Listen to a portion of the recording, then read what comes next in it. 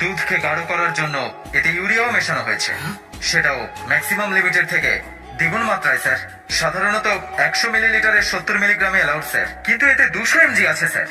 Urea urea তো মাটিতেও দেওয়া উচিত নয়, আর তোমরা দুধে মিশিয়ে। স্যার, প্রোটিনের মাত্রা বাড়ানোর জন্য এই দুধে মেলামাইন মেশানো হয়েছে। মেলামাইন আবার কি? মেলামাইন একটা কেমিক্যাল। যখন 1 লিটার দুধে জল মিশিয়ে সেটাকে 4 লিটার করে, তখন দুধের প্রোটিন লেভেলও কমে যায়। স্যার, দুধকে বহুদিন ধরে প্রিজার্ভ করবার জন্য ফরমালিন মেশানো হয়েছে।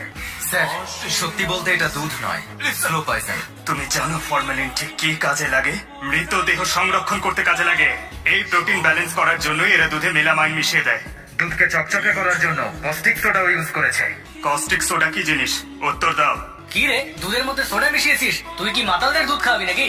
টয়লেট পরিষ্কার আর জামা কাপড় কাচার কাজে লাগে, আর তোমরা ফেনা বাড়ানোর জন্য সেটা দুধে মেশাও, তাই না? টি স্যাম্পল এনে চেক করি, তখন দেখা যায় সেই চা পাতায় আফিম মেশানো। কিন্তু চায় মেশানোর জন্য আফিম এলো কোথা থেকে? সাধারণত চা গাছ 10 বছর পুরনো হওয়ার পরই তার পাতায় আসল ফ্লেভার আর টেস্ট পাওয়া যায়। মানুষ যাতে এই বিস্বাদ চা গুলো সুস্বাদু ভেবে খেতে পারে, তাই তাতে আফিম মেশানো হয় স্যার। কিন্তু এই চা গাছগুলো থেকে যদি 2-3 বছরের মধ্যেই গাছ থেকে ইচ্ছে মতো পাতা তুলে নেওয়া হয়, তাহলে ফ্লেভার কিংবা টেস্ট কোনোটাই আর থাকে না, যা খেলে অনেক ধরনের অসুখ হতে পারে। সব থেকে বড় বিপদ পাকস্থলীর ক্যান্সার। কিন্তু ওর পোল্ট্রি ফার্মে বড় হওয়া মুরগিদের কলেস্টিন নামক অ্যান্টিবায়োটিক ইনজেকশন দেওয়া হয়, ফলে মাত্র 48 দিনেই মুরগির ওজন অনেক বেড়ে যায়। একটা মুরগির বাচ্চার বড় হতে প্রায় 3 থেকে 4 মাস সময় লাগে, তবে ওরা সুস্থ থাকে। মেয়েদের ঋতুচক্রে খারাপ প্রভাব পড়ে, তারপর ধীরে ধীরে রোগ বাড়তে শুরু করে আর ইউট্রাস ক্যান্সার দেখা দেয়। এই অ্যাবনর্মাল গ্রোথের জন্য যারা এটা খায় তাদের শরীরে বিরূপ প্রভাব পড়ে। বিশেষ করে যদি বাচ্চা মেয়েরা খায়, তাহলে 10 বছরেই তাদের শরীরে যৌবনের লক্ষণ দেখা দিতে শুরু করে। সবাই জানে বেশি তেল আমাদের শরীরের ক্ষতি করে। রিসাইকেলড অয়েল, এই বাজে তেলটা কেউ যদি 50 বারও ব্যবহার করে, তবুও তার রং বদলায় না, সব সময় ব্র্যান্ড নিউ মনে হয়।